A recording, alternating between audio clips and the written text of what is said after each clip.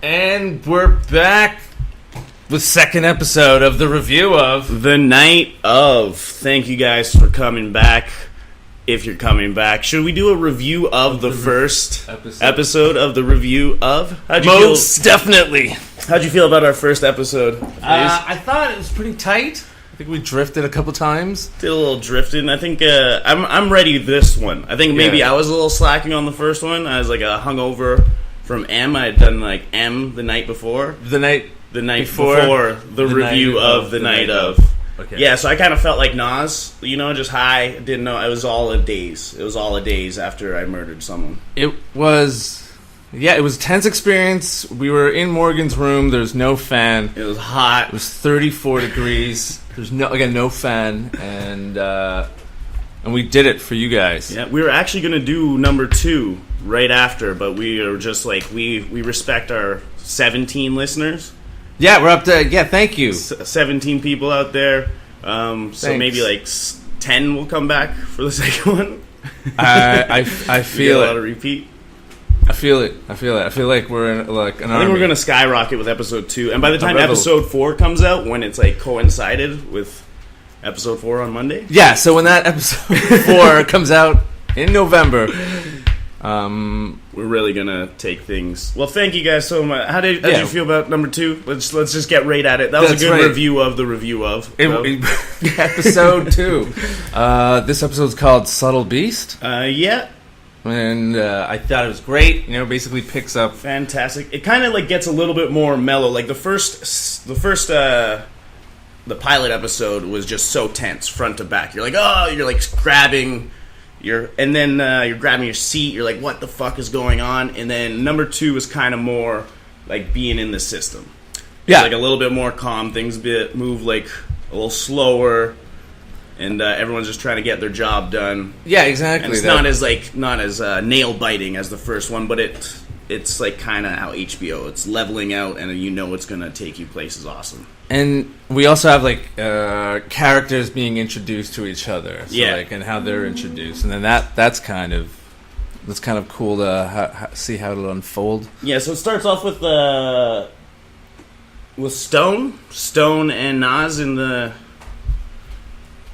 jail cell. Yes, he's talking to him. I like John Turturro is just so great in this when he's talking about he's kind of just like pontificating about their case. He's like, asthma thing, that might work in your favor. But then again, heavy breathing sex brute, like that's a hilarious line. He's like, that might not play well. That's great. Calls Box a talented oppressor, a subtle beast, and then you kind of see Box like just scanning the crime scene, just keeping his eyes open. He doesn't say much. Right, yeah. He's definitely like putting the case together, but that's also the thing with him is he seems like a guy that like this is an open and shut case, but there's definitely something about this case that's not a slam dunk for him. Yeah, absolutely. Like throughout the whole episode, he's talking about how it's an open and shut case. It's like it's the most obvious case I've ever had. You have the murder weapon, there's the murder.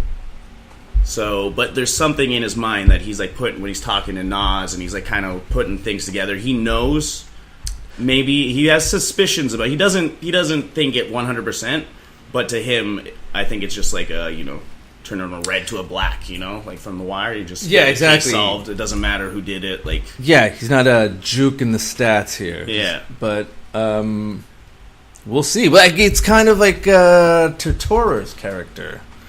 Josh Stone? Yeah. John Stone. All right, Jay Stone. There's something about him.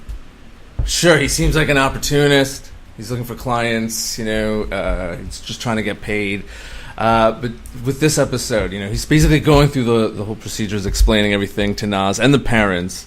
Yeah. But I feel like he thinks, I don't think this kid did it. There's just something... I think at this point, he doesn't care, really. He's just trying to, he's just trying to coach him. I don't know if he even has an interest whether he did it or not. I think that's going to come up. But right now, he's just keep your mouth shut, let's get to trial. I think I want to get my face on TV sort of thing. Right. But also... he also does want this to go to trial because he knows this will be a high profile case, right? He'll get paid off that. So I feel like he's gonna do it for the money, yes. But I think like the first year lawyer in him is like, no, I think I'm gonna get him off. You know? Yeah, absolutely. So just keep your mouth shut. Yeah, that's the kind of vibe I was getting. Yeah. So we keep our mouth shut until we know what they're doing. We're also introduced to the stepdad. That's right. Stepdad.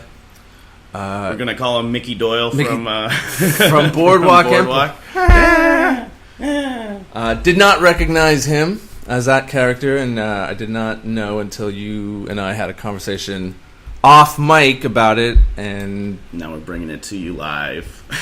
Yeah, it was shocking. It makes me appreciate that guy. He plays the stepfather of Andrea. I looked him up because I'm like, what else has he been in? He's been in like, these are like most HBO actors. He's like a stage, a lot of stage acting. Guy. Okay, yeah, he's really great.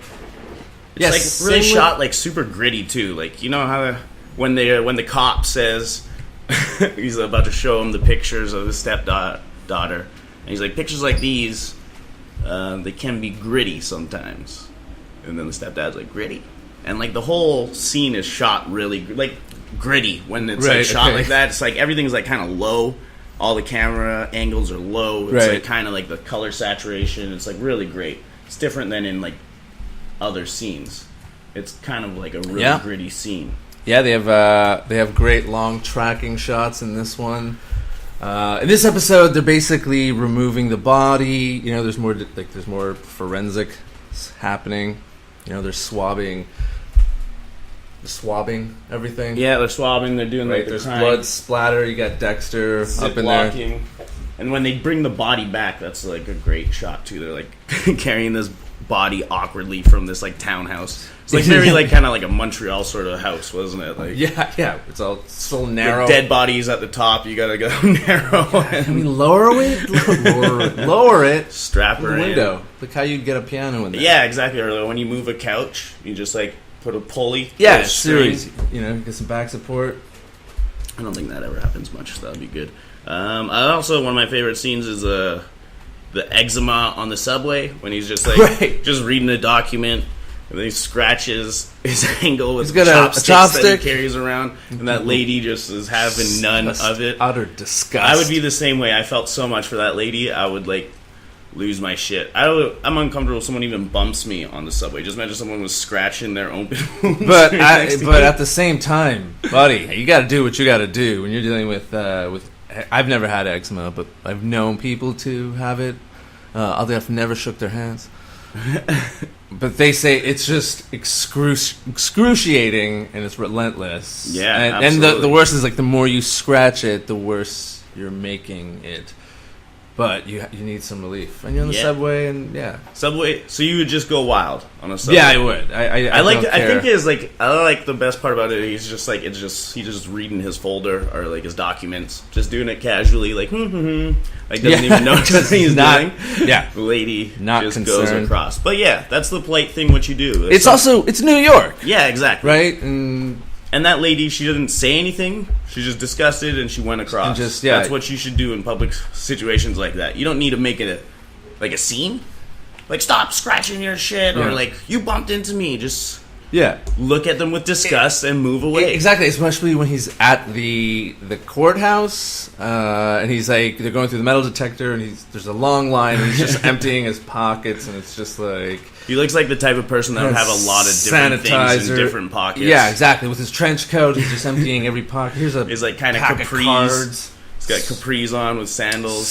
Some more hand sanitizer. This, that, and people are looking at him like, "Buddy, come on." He's like, "What do you want from me?" New trivia. We discussed this too. The show was executive produced by James Gandolfini, and we did some more digging, some more research. Turns out James Gandolfini was slated to play John Turturro's character. Yeah. And then, obviously he died, and then they reached out to John Turturro because they were friends. I couldn't imagine, Gandolfini... Well, he would obviously kill it, but I couldn't imagine him... With eczema. With eczema. Yeah, they might have... given his character I feel another quirk. Eczema's like kind of like a skinny person problem. Do you think that's not based on anything? No, I think that's just based on John Turturro. Yeah, his character, his body composition. He's just such a good actor. I feel like he represents everyone with eczema now. Like that's the face of eczema. Yeah, and I guess. Well, I mean, you can get eczema. I had it when I was a kid. When I was younger, on my Disgusting. ankles and stuff, and like in gym class with shorts, and just had like scars. Just and people from would sheer... make fun of me, and it was like really hurtful. But then I got over it. But now I just have banged up shins from like skateboarding, so like nothing's changed. I still have disgusting shins.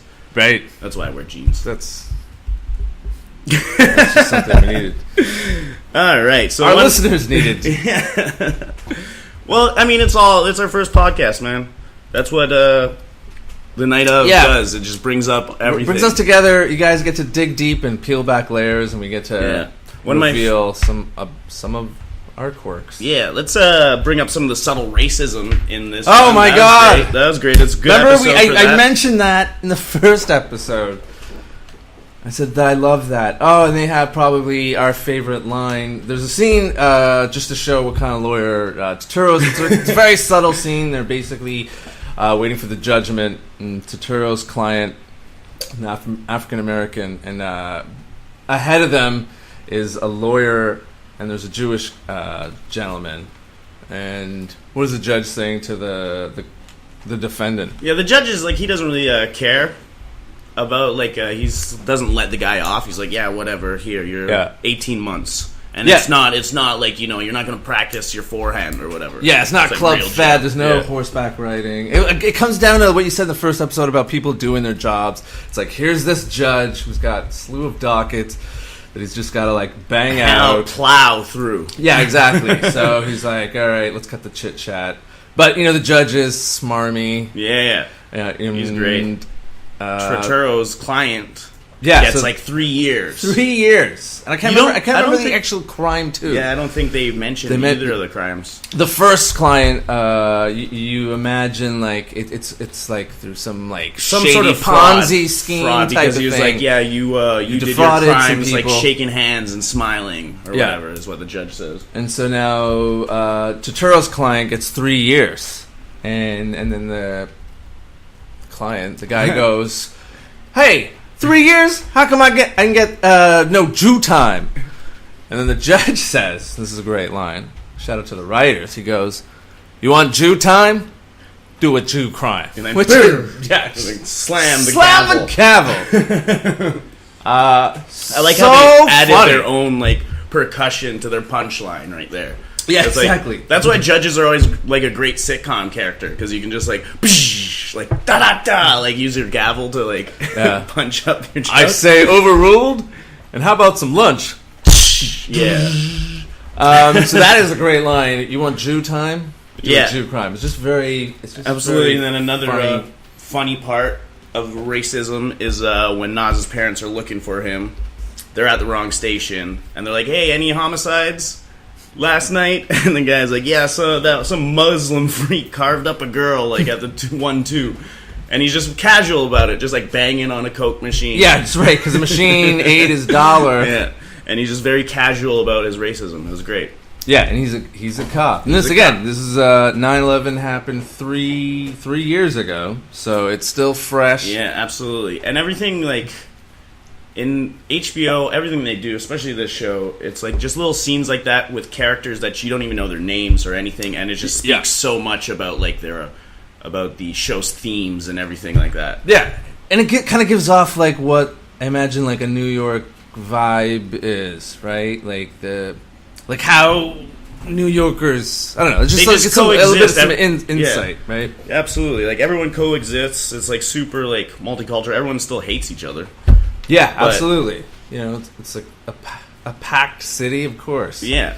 Can we bring up Naz's father, because we get to see more of him, and just starting to really bother me. The Iranian thing, this Persian gentleman. He's just like so soft spoken, like a Persian. Yeah, a Persian. He's not Pakistani. He's not. Do you want more like anger? It wants some more anger, Emotion. some more belligerence. Like a real Pakistani dad. Yeah. This guy wouldn't be this calm and subdued. But I'm like, yeah. One of my best friends is Persian, so I think you're right. He's very subdued. He's just like calm. I'm looking for my son Nasser. It's like, no, and first of all, he's pronouncing Nasser like anyways, I don't want to get into this. No. I don't want to upset our Persian fan base or our Pakistani fan base, but I was just like, that was just like a weird casting choice for me. Absolutely. I'm white, so I didn't notice. Yeah, that shit we noticed. Alright, yeah, that was great. The parents are just talking, they're just trying to figure out what's going on here. They finally get to see Nas in this episode. Yeah, that's right. Yeah, they show up to the station and they explain like you're not going to see him, and Detective Box sort of finesses the situation, trying to gain their trust and the upper hand. Yeah, exactly. And try to get the parents on their side, just see if he can get any more intel. Yeah, or basically just to put them in a room where they can legally film. Yes, that's right, and still like listen and eavesdrop. Yeah. So that's kind of like the first step in Nas, excuse me, getting actually charged in this episode. That's right. When he's in there, he's like, "I didn't do it. I didn't kill anyone." And then he's saying it in English. Then he looks up. Yeah. Notices the camera, switches languages. Like they can't get a translator in there. But and then after that scene, like Box is kind of in the corner talking to like I don't know, like one of the prosecutors, or I don't know how the justice system works. And they're like, oh well, he said like I didn't do it. Like do what? And that's kind of the first step in him getting charged later in the episode. Right. You know? Wow. Because they have like a little bit of evidence, I guess. I don't know. I would, if I did a crime, I'd fall under the pressure. I'd crumble under the pressure. You think? I think if you don't say anything, but it also depends what state you are, because most likely they would pick you up and you would be drunk or hungover, and you would fold under question. Yeah, it Despite wouldn't take how much. eloquent you just were 30 seconds explaining that. They'd be like, hey, did you kill that Fitzgerald girl? Oh, man, shit, no, no, yes. Oh, wait, no? Who? Oh. I like, in this, they're kind of like showing how like the whole criminal justice system is like, it's a club. Everyone's that's right, yeah. That's one of my favorite lines that Box says to Nas. He's like, yeah, the whole criminal justice system, it's a club. Like, right now, your lawyer's downstairs shooting the shit with those cops. Yeah. Which was a good scene as well, where they're just, like, ribbing each other. It's like, oh, we hear that ambulance, like, maybe if you move now, you can catch him still. Yeah, he says to the officer, be like, I really want to figure out that chokehold you use on the Ortega kid, right? Like, I'll show you right now. Like, it didn't seem like too pleasant of banter, but yeah, and then Box is ever the witty cop, he uses that, like, oh yeah, they're just having a good laugh downstairs, even though it seemed downstairs it was like a different tone. Reality, yeah. I like HBO because they also let scenes just sort of breathe and just play out.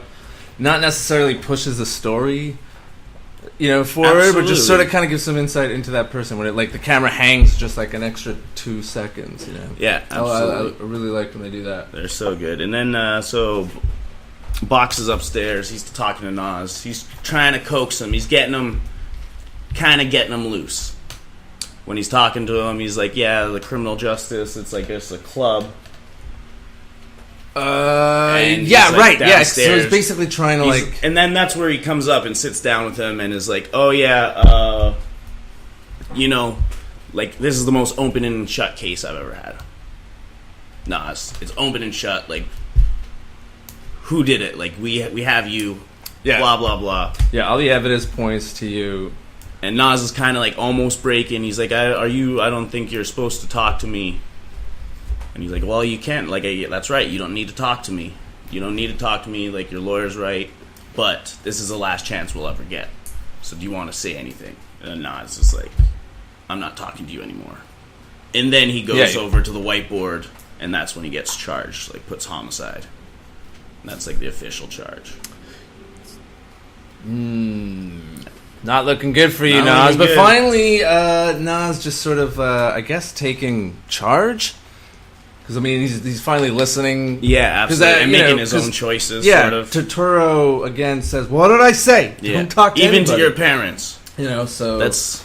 Yeah, that's right. So it's you or, like, the rest of your life or you. This is, like, about the rest of your life. Don't talk to anyone. Yeah, Nas is, at this point, he's kind of sobered up. He's kind of, like, aware of the shitty circumstances. Yeah. And, yeah, I'm glad he got to see his family, because it's, like, a dire situation. Whew. Again, it's tense. We don't know what's going on. Yeah. Now he's going to be charged with... there's a great scene where they're... Does it happen in this one where they're basically... He's like, stripped... Right, there's two cops. Or does that happen that's in number 3, I think. It's in the third episode. Yeah, this one kind of ends with him just getting to Rikers. That's right. That's basically. Oh, there's also the scene. Right, that's how it ends. Yeah, the cops show up to Nas's house. Yeah, absolutely, and then they take the computer, and also the mom's like searching his room. And then, like, sees, like, Maxim magazines and condoms. I'm like, exactly. Poor Nas, like, you're in college. You got to move on from Maxim. Like, yes.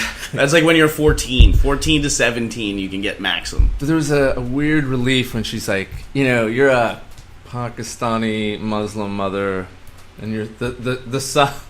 the porn that you find is Maxim. Like, if that was my mom, that would have been, like... Yeah. In the backpack.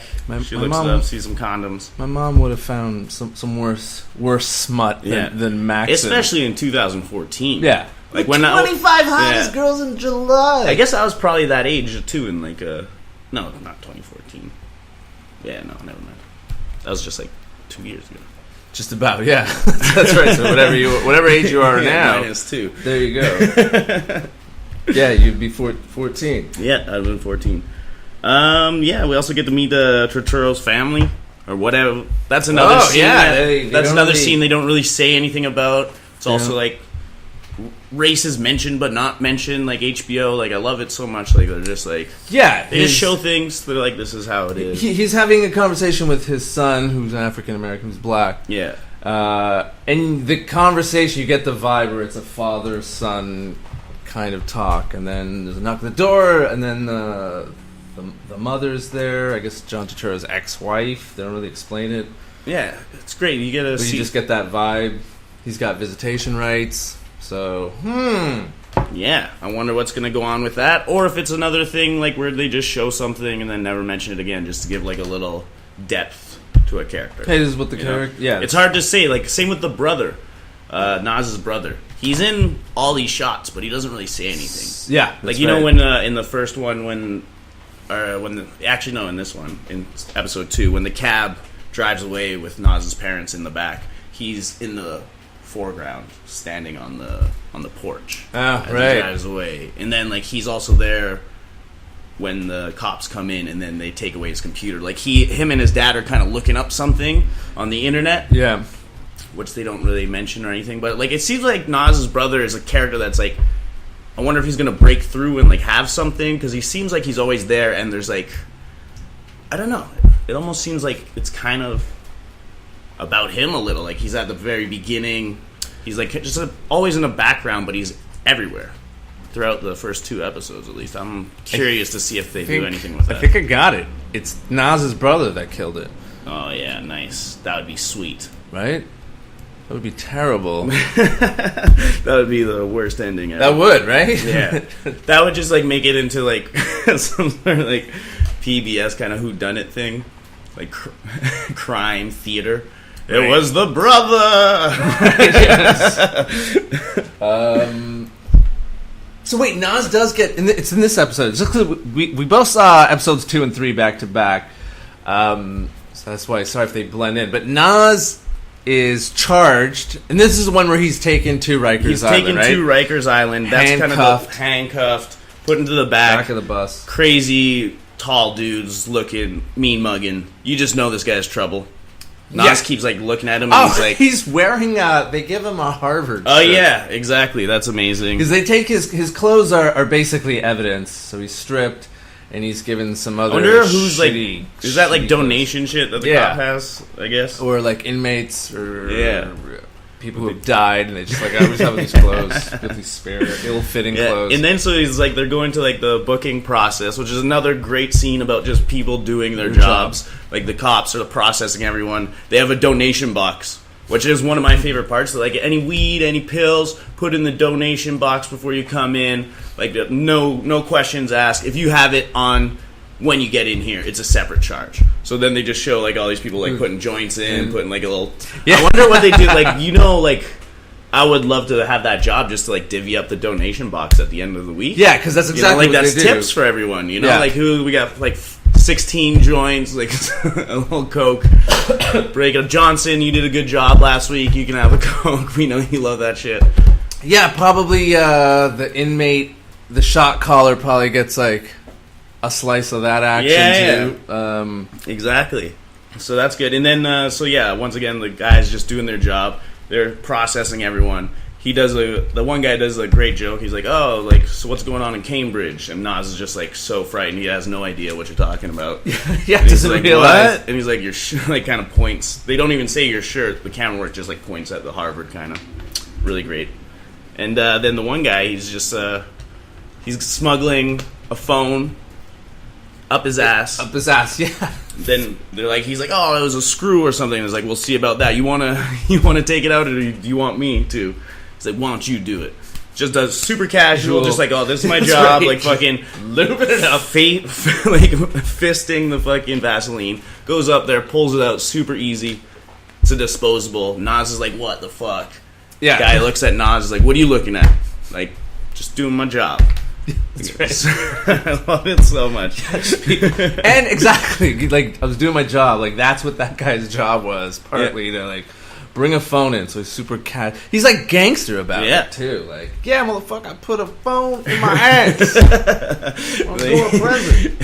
He's like disposable.